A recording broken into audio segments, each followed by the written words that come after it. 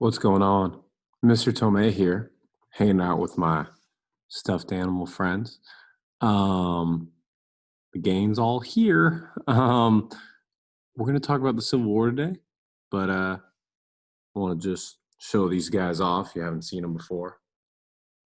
Jake the Possum, Aurora the Turtle. We got Pikachu. We got Russ. Who's this Kiwi? We got Delphina here. She's from Cancun. Tatted, you know where she's from. And then Reese's, the rat. That's how we roll here in B Hall in Mr. Tomei's room. It's fun times, as always. But today, we got to get into a little bit more of a serious topic. And we got to talk about the Civil War. We're going to try and get this all wrapped up in like one day. So I'm going to do my best. Please make sure you're following along. We'll get through this video. And then we'll get on and you can use this for your assignment. Let's do it. So to review, we left off in our last video talking about the election of 1860. This is where President Lincoln was, where he wins the election. He, of course, is the anti-slavery candidate. And his election, his victory made the South scared. And out of fear, the South betrayed really the United States, fled to form their own country, seceded, and became the Confederate States of America. Ultimately, the Civil War is over the issue of slavery. It's all about the South trying to preserve kind of slavery, which is their economic way of life. It's their cultural way of life. It's all their values are really kind of boiling down to slavery. And that's what this war is. That's what this war is all about. The northern states were referred to or called as the Union, and they saw the South as traitors and believed that the South needed to be dealt with as traitors, even though at one point they were one country. The Civil War was a costly war. A lot of battles, older military strategies, but more modern, updated weaponry and technology led to a high casualty list. And in total, 600,000 people died over the course of the war. The majority of the deaths actually came from disease that would spread, in kind of the sick bays and the medical tents. I mean, this was back in the days before people washed their hands and would go from person to person operating. It was kind of wild. That's how a lot of people died. Well, let's keep moving forward. So this is kind of how the map of the United States looks like. So the territories in like that brown color, they're not official states yet, so they don't really have a stake yet in the Civil War. But you can kind of tell where these future states are going to become, like Nevada, Utah, Colorado, there's New Mexico, Washington, Dakotas, Nebraska. So there's some, you can kind of see where the future of the map is going to look like. But if you look at this map, states in blue are going to be states that are supported by the Union, and they're going to be Union backing states. States in red were the Confederate states. And this was, they made up the Confederacy, also often referred to as the rebels. The states that are blue and red, so Missouri, Kentucky, and West Virginia, along with, Maryland, these were border states. Neither state really committed fully to either the Union or the Confederacy. And as a result, there was a lot of infighting within the state. A lot of the battles actually happened kind of near these states. It's because where the two sides kind of met. And that was like the border states, as they're called. And so here's kind of leading in to the war. Here's what we know, and here's what I want you to know. So the Union, its strengths were it was more industrialized, there were more factories, there was more production, there were bigger cities, and a larger overall population, more railroads, and a better Navy. The weaknesses is that they had to invade the South. They also didn't necessarily have superior soldiers or leaders. The leader of the Union is the president of the Union. His name is Abraham Lincoln. Famous generals include Ulysses S. Grant and William T. Sherman. Ulysses S. Grant ends up becoming a president in a future in a future in the future American history. They are referred to as the Union. And then we have the Confederacy.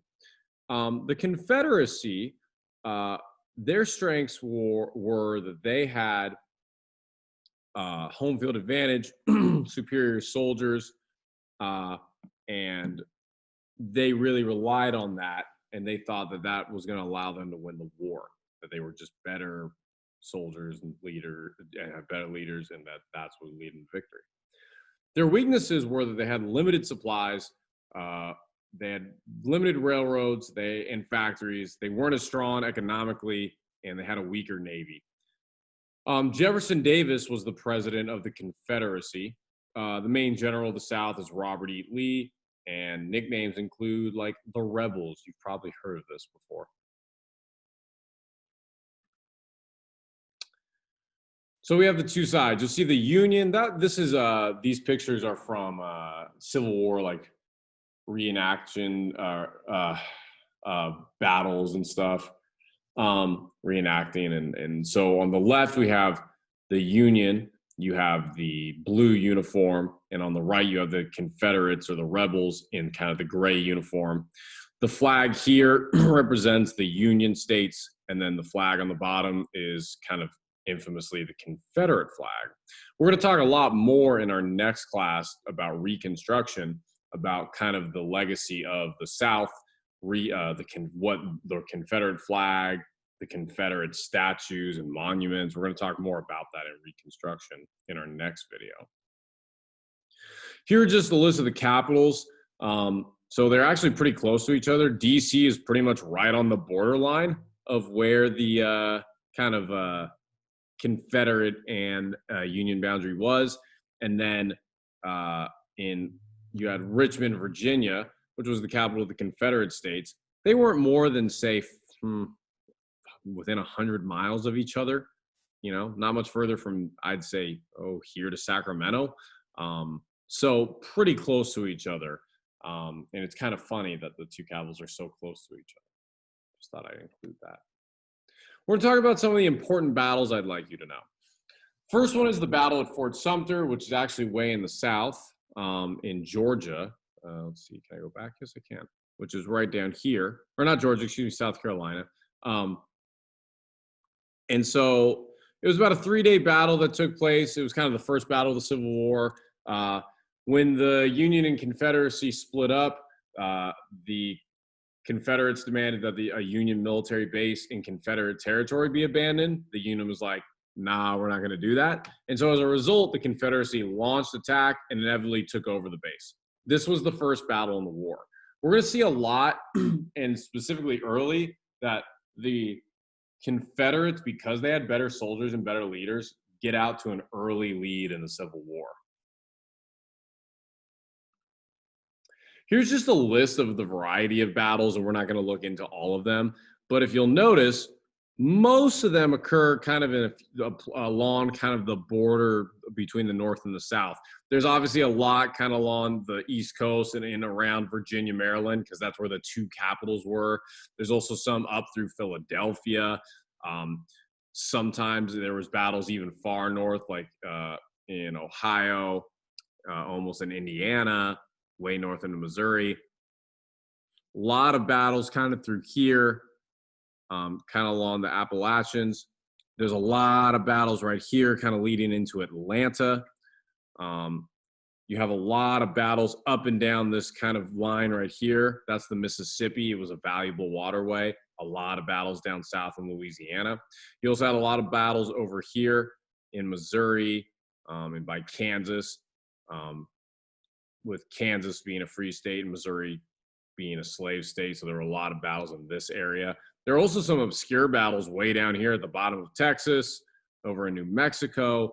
But for the most part, the fighting was concentrated in the South and along the Atlantic kind of seaboard. And that's where the majority of the fighting of this war takes place. You can also see Union victory and Confederate victory kind of spread out and then some inconclusive victories, a lot of inconclusive victories with these very costly battles on the East Coast. One of the big battles, and it was the most bloodiest battle of the war, was Antietam in 1862. 23,000 soldiers died in one day. The battle ended in a draw, but it pretty much was a sign of how the war was going to cost so many lives on both sides. So pretty bloody battle, and it just kind of demonstrates, the willingness to kill someone who used to be your former countryman. It's kind of wild. Brothers, families were torn, especially people who come from border states. Brother killing brother, crazy things. During the Civil War, there's a big moment that happens, and it's kind of a part of the legacy of Lincoln, was the Emancipation Proclamation. This was in early 1863. Lincoln was looking to rally the Union and make a powerful statement, and he did so with the Emancipation Proclamation. What the Emancipation Proclamation does is it pretty much freed the slaves in the South. Didn't technically ban slavery because you still had to win the war to end, officially kind of get rid of it and tell the Southern states they couldn't do that. But it freed slaves in the South. And it was a momentous moment in a part of our American history where finally, long overdue, we said, hey, we need to move on and get over slavery.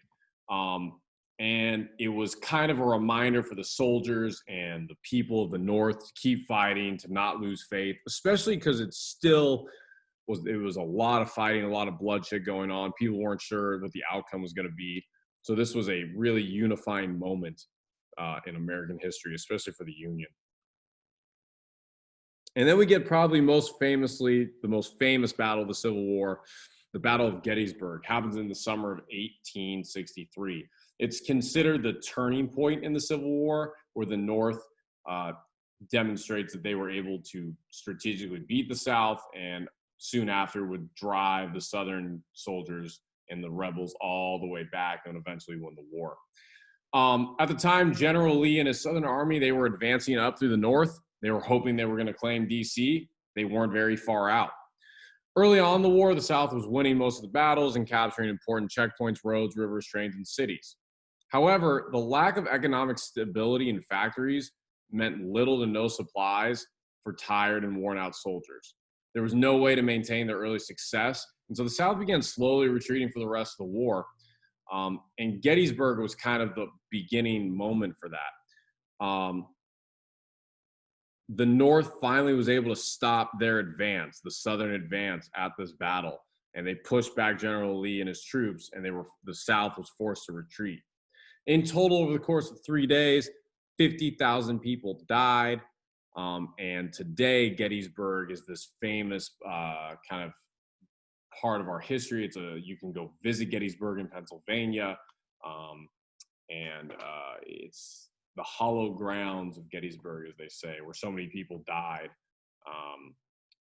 brothers of each other's and families split in half. And it's when you actually go to Gettysburg, it's kind of an idyllic, kind of just hillside grass, almost looks like farmland. But it's kind of crazy to think that there was a time where on this random patch of land, so many people died. These are just some of the images. I mean, there were just bodies, and you can kind of tell it's kind of farmland. There's like some forest in the back. It's kind of on the hills, but just a random place. There's no large city. There's no large factory. It was just a place where two sides met, and 50,000 people were killed in a matter of days. It's crazy. Here we get the Gettysburg Address. It's a famous speech given by Lincoln. It happened a few months after the Battle of Gettysburg. It's powerful words that drove home the point of the Civil War, that it was to end slavery at any cost. The speech helped unite a reeling nation at that time that had seen so much death and destruction, and it really helped motivate the Union soldiers for the final push to the war. You can read the Gettysburg Address. It's actually not even that long. It's only 270 words. Kind of the highlights is that Lincoln's talking about building a nation that is where all men are created equal. That was supposed to be the idea that, you know, blacks were finally going to be considered as equal, although that needs to be taken with a grain of salt. We'll talk about why, at least in as Lincoln's perspective, and there was a lot of politics behind that statement. Oh, whoops, went too far. The other big highlight I would say is in that third paragraph. The brave men, living and dead, who struggled here have consecrated it, the hallowed ground, right there, far above our poor power to add or detract. Let's see what else. There we go. And then towards the end, it is rather for us to be here dedicated to the great task remaining before us, meaning ending the Civil War, that from these honored dead, we take increased devotion to that cause for which they gave the last full measure of devotion, meaning they died for their country, that we here highly resolve that these dead shall not have died in vain, that this nation under God shall have a new birth of freedom, and that government of the people, by the people, for the people shall not perish from this earth. Kind of considered one of the most powerful, important speeches that any American president has given. Really, I would say was kind of this speech is often used and looked back upon for why we honor soldiers so much and why we like care so much, and like it's such a big like moment, like those words, like the last measure of devotion. It's used so many times to describe soldiers, even today, who die in battle. So Lincoln's words still carry on today, and they're pretty powerful. And this Gettysburg Address is a big part of our American identity, our values, our culture, the way we honor our troops, things like that. A lot of that ties back to the Gettysburg Address, and it's a huge moment. Let's move forward. So there's Lincoln, Gettysburg Address, right? You know, surrounded by his people, dignitaries, and then, you know, the common person who just wanted to hear Lincoln. Ultimately, despite having superior leaders and better soldiers, the lack of economic stability, factories, and resources ultimately doomed the South. General Sherman and the Northern armies had been advancing rapidly through the South after their victory at Gettysburg. They set fires to the cities as they went along. The Northern soldiers took a lot of joy in destroying the South because they saw the South as traitors. That's going to be important because when we talk about Reconstruction, we literally have to rebuild the South because it's completely destroyed after the Union was done with it. Knowing that their cause was lost and trying to save their remaining soldiers in the remaining cities that hadn't been destroyed, General Lee and the South surrendered. And this was in Appomattox in 1865. And this is the famous, like, you know, painting that shows, you know, the surrender. Well, it's kind of, they've just signed the surrender terms and have, you know, shook hands. And that's that. Powerful moment, the end of the Civil War.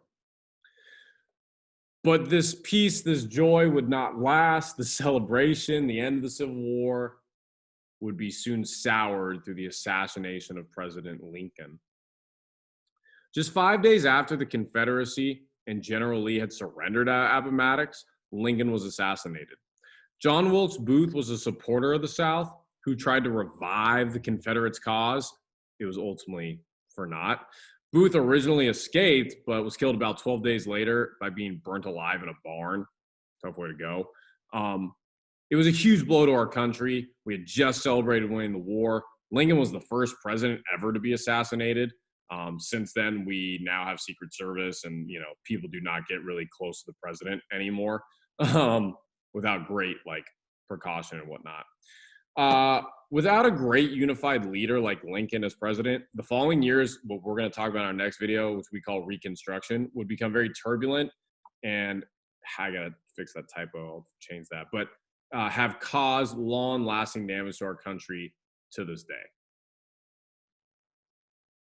This is just the image here of the assassination. You see he's actually with his wife. They were at a theater. in a play. John Wilkes Booth is this guy right here. John Wilkes Booth was able to kind of just get in. There wasn't a lot of, again, security protocols back then were pretty limited. He came in, little hand pistol, walked right up behind Lincoln, shot him in the head, and Lincoln died. John Wilkes Booth escaped by actually kind of grabbing onto that really long American flag and kind of holding onto it as he jumped below. Because Lincoln and his wife, they were in, like, if you've ever been in a theater, they were in like those side like boxes. They're a little bit higher up. So John Wilkes Booth, like, as he fell, he actually like broke his ankle or his leg, but was able to scamper off and survive. Of course, he died 12 days later.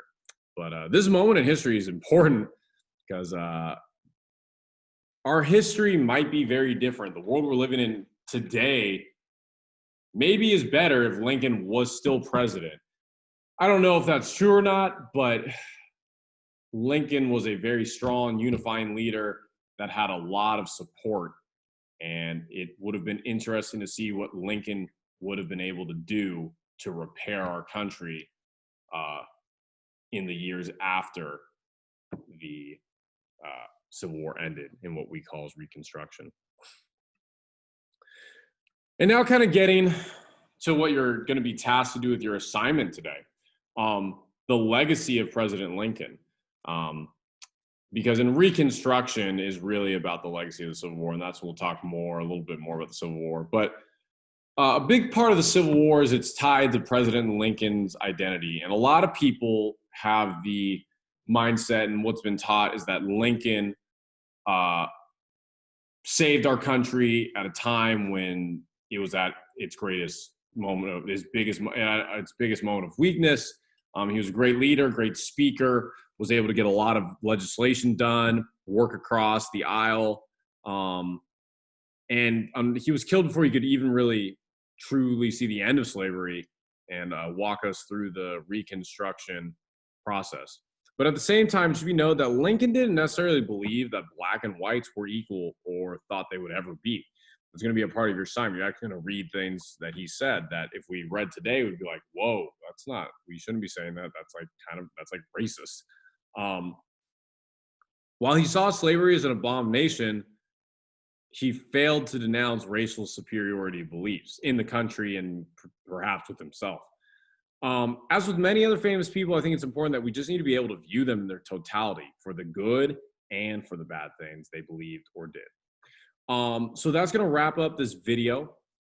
Civil War in a day, we just kind of highlighted the main point of the Civil War, the main battles. And then your homework assignment is going to be about kind of debating and how should we think about the legacy of President Lincoln. Okay, so obviously if you have questions, let me know. And I will talk to you guys in our next class. Take care.